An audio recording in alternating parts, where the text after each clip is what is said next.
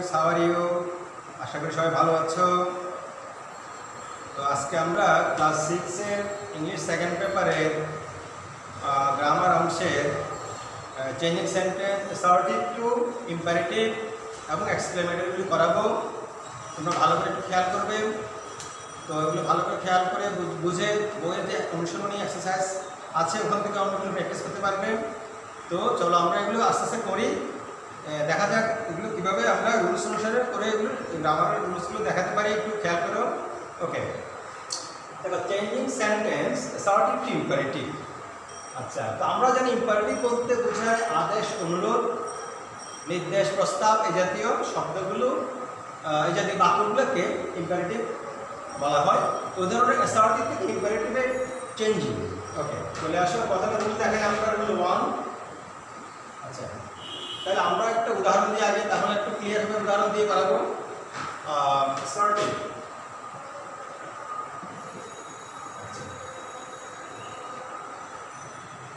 প্রথম রুলটা হচ্ছে যদি অ্যাসার্টিভ সেন্টেন্সটিতে সাবজেক্ট তোমার সেকেন্ড পারসন থাকে তাহলে কি ধরনের কিভাবে ইম্পারেটিভ করবে তার নমুনা দেখো।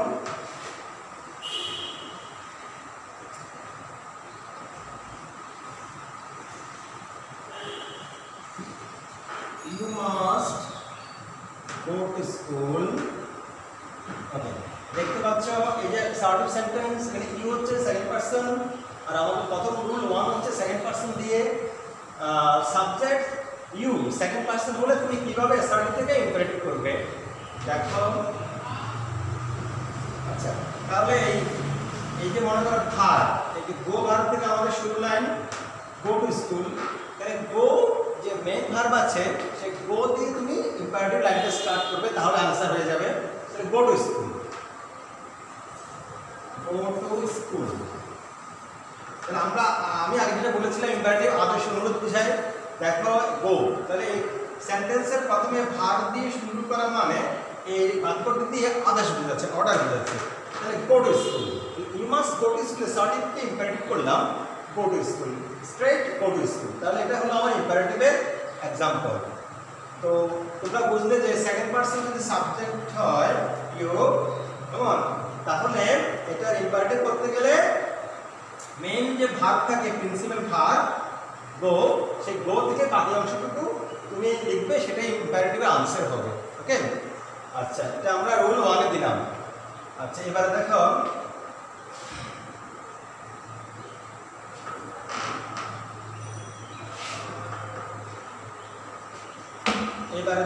রুল 2। রুল 2 হচ্ছে যদি বাক্যটিতে নট থাকে, খেয়াল করো, যদি বাক্যটিতে নট থাকে তখন ইম্পারেটিভ সেন্টেন্স কিভাবে চেঞ্জ করবে, অ্যাসার্টিভ থেকে ইম্পারেটিভ করবে। ওই ধরনের কিছু এক্সাম্পল দেখো। You should not do the work.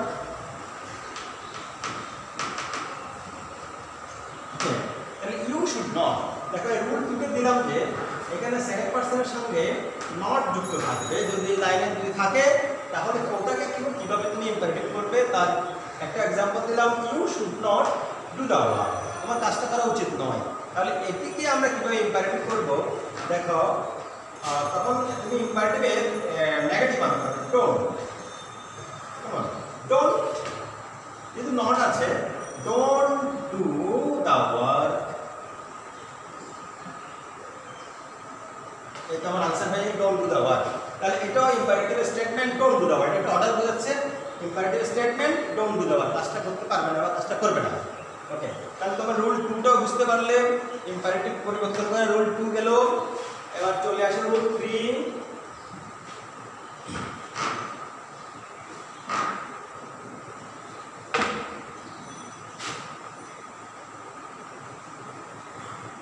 আচ্ছা, রুল 3 বলতে বোঝাচ্ছে অ্যাসার্টিভ সেন্টেন্সটিতে যদি সাবজেক্ট ফার্স্ট পারসন এবং থার্ড পারসন থাকে তাহলে তুমি কিভাবে ইম্পারেটিভ করবে সেটা দেখো। যেমন মনে করো I want to do the work, কেমন, ফার্স্ট পারসন বলেছি আমি কি রুল 3 তে ফার্স্ট পারসন এবং থার্ড পারসন হি সি আর কি, আর ফার্স্ট পারসন আই উই, এই দুইটা থাকলে রুল 3 তে কি করে সাবজেক্ট থেকে ইম্পারেটিভ করবে সেটা দেখো। তাহলে I want to do the work, তাহলে এটিকে আমি ইম্পারেটিভ করছি কিভাবে দেখো, এইখানে লেট আনতে হবে তোমাকে ইম্পারেটিভ করতে গেলে। তাহলে লেট আই এর একটা পসেসিভ ফর্ম হবে লেট মি, লেট আই হয় না লেট মি, এমন এটা অবজেক্টিভ ফর্মে চলে যাবে। আই মি, লেট মি এরপরে মেইন ভার্ব করে বাকিটা বসাবে, let me do the work.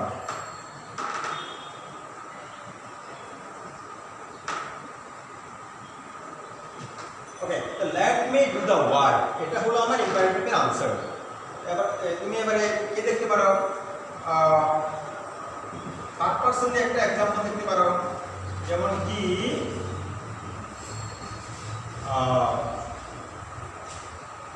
wants to finish the task, task মানে কাজ, ওয়ার্ক মানে কাজ, টাস্ক বলতে ছোট কাজকে বোঝায়। তাহলে ইম্পারেটিভের আনসার দেখো, he wants to finish the work বা টাস্ক, ও টাস্ক দিয়েছে। তাহলে আবার লেট আনাও, এটা হি এর অবজেক্টিভ ফর্ম হবে এখানে লেট হিম, আর মেইন ভার্ব থেকে শুরু হবে, ফিনিশ এর main verb, let him finish the task, let him finish the task। ওকে, তাহলে আমি এখানে let him বললাম, এটা হিমে পরিবর্তিত হলো অবজেক্টিভ ফর্মে, আর এখানে মি আই তে অবজেক্টিভ ফর্মে পরিবর্তিত হলো। এভাবে আর রুল 3 টা দেখালাম যে সাবজেক্ট যদি ফার্স্ট পারসন এবং থার্ড পারসন হয় তখন তুমি কিভাবে ইম্পারেটিভে পরিবর্তন করবে। ওকে, এবারে চলে আসো রুল 4 এ।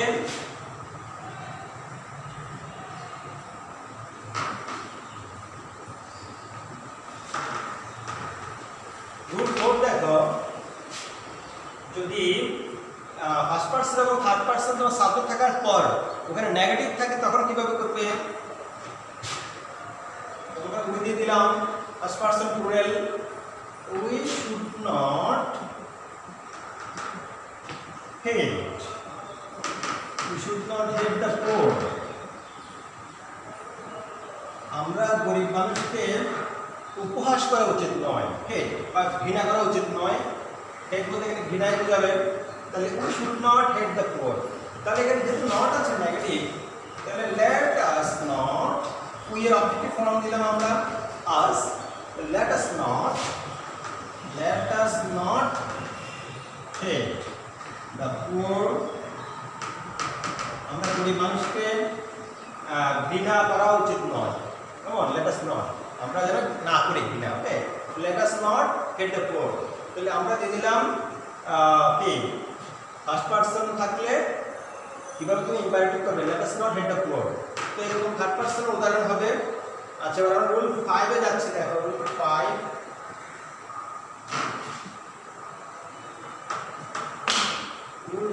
দেখো। আচ্ছা, রুল 5 এ আমি তো বলেছি প্রথমে ইম্পারেটিভ বলতে শুধু আদেশ নয়, অনুরোধে বোঝায়, প্রস্তাবও বোঝায়। তাহলে আমি একটা অনুরোধ দিয়ে একটা লাইন দিচ্ছি,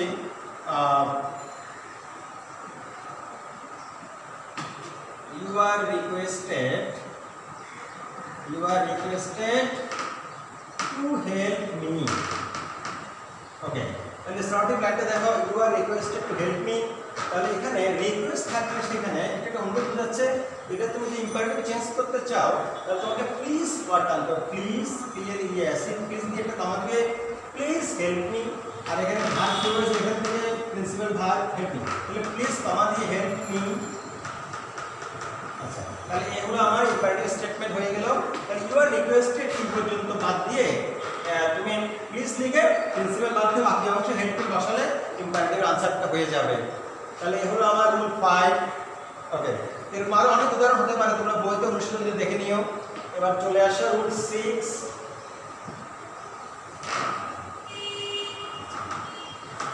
রুল 6 বলতে যেটা বোঝাচ্ছে, দেখো নেভার থাকে, অনেক সময় সেন্টেন্সে নেভার থাকে। নেভার থাকলে তুমি কিভাবে তুমি ইম্পারেটিভ করবে দেখো, you should never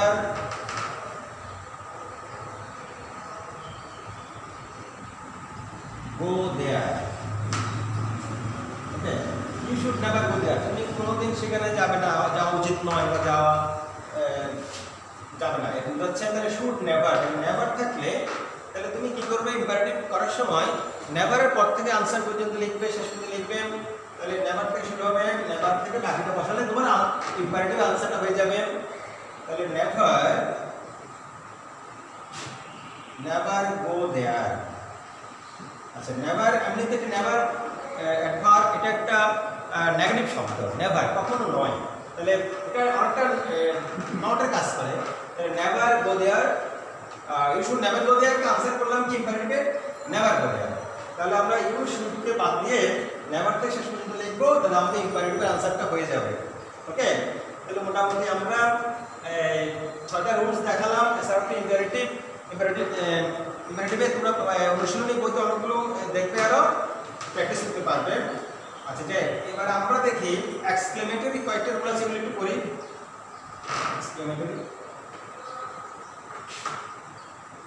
এক্সক্লেমেটরি বেশি রুল নাই, অল্প কয়েকটাই আছে।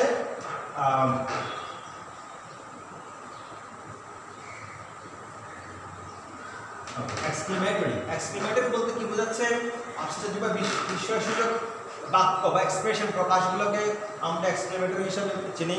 দেখো এখানে রুল 1 দিচ্ছি, দেখো 1 অ্যাসার্টিভ থেকে এক্সক্লেমেটরি চেঞ্জ হবে। ওকে, তাহলে দেখো অনেক সময় প্রথম রুলে যেটা দিচ্ছি সেটা হলো আই উইশ। উইশ থাকে, উইশ মানে ইচ্ছে প্রকাশ করা হয়। I wish I fire a bird. আমার ইচ্ছে হয় আমি যদি পাখি হতাম। তাহলে এক্সক্লেমেটরি প্রকাশ করতে গেলে এটা অ্যাসার্টিভের তার মানে প্রকাশভঙ্গিটা, আই উইশ আমার যদি ইচ্ছে হয় এটা পাখি হতাম। আর এক্সক্লেমেটরি হবে যে আইশ আমি যদি পাখি হতাম, তাহলে তার এক্সপ্রেশনটার কারণে এটা এক্সক্লেমেটরি সেন্টেন্স হবে। এবার দেখো এটাকে আই উইশ থাকলে তুমি এক্সক্লেমেটরি করে কীভাবে, ইফ, সরাসরি ইফ দিবে, ইফ। তাই আর বাকিটা বসাও, আই থেকে বাকি অংশ বসাও, হয়ে যাবে if I are a bird. আর মনে রাখতে হবে শেষে একটা এক্সক্লেমেটরি সাইন লাগবে, যেটা এক্সক্লেমেটরি সেন্টেন্স, তাহলে চিহ্ন না দিলে, এক্সক্লেমেটরি সাইন না দিলে তোমার বাক্যটি হবে না। এই জন্য এটাই মেন বৈশিষ্ট্য মনে রাখতে হবে। তাহলে বুঝলে কি আই উইশ থাকলে ইফ দিয়ে তুমি এক্সক্লেমেটরিতে চেঞ্জ করবে। ওকে, এরপর চলে আসে rule 2।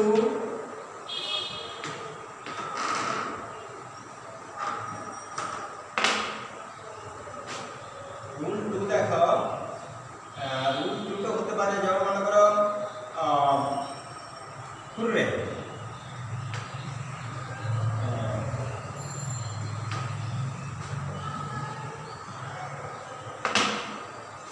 It is a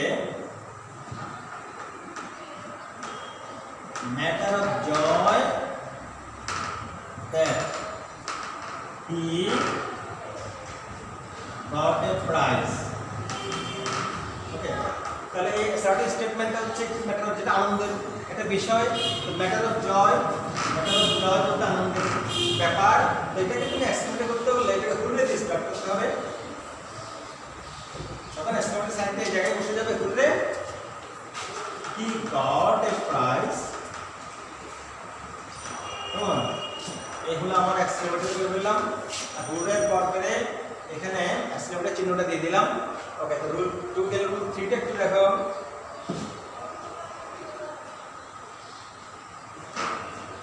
rule 3টা হচ্ছে যে এটা সরো বোঝাচ্ছে। 2 নম্বর রুলটা ছিল আনন্দ, এখানে সরো বোঝাবে। It is a matter of sorrow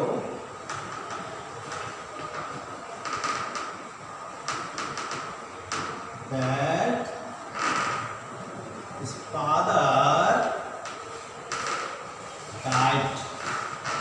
ওকে, তাহলে দুঃখজনক বিষয় তার বাবা মারা গিয়েছে, এটা দুঃখজনক সংবাদ। তো এই ধরনের এক্সপ্রেশনকে আমরা এক্সক্লেমেটরিতে প্রকাশ করতে হবে। দেখো অ্যালাস, ALAS, অ্যালাস দিবে, অ্যালাস যে এক্সক্লেমেটরি সাইন দিয়ে দিবে। অ্যালাস হিজ ফাদার থেকে বাকিটা বসাবে, হিজ ফাদার ডাইড। তাহলে এটা এক্সক্লেমেটরি এক্সপ্রেশন হয়ে গেল, হয় তার বাবা মারা গেল, অ্যালাস হিজ ফাদার ডাইড। তো তোমরা মোটামুটি অ্যাসার্টিভ এক্সক্লেমেটরিটাও বুঝলেন। তো বাসায় আরও প্র্যাকটিস করতে হবে, অনুশীলনী বইতে আরও অনেক দেওয়া আছে। আরও যদি রুলস দু একটা নতুন পাও সেটাও ভালো, আরও বিভিন্ন বই পড়লে আরও কিছু রুলস পেতে পারো। কেমন? মোটামুটি এই উদাহরণ হলো, আমরা পরবর্তী ক্লাসে অন্য কোনো গ্রামারিক টপিক্স নিয়ে আবার আলোচনা করবো। ওকে, থ্যাংক ইউ।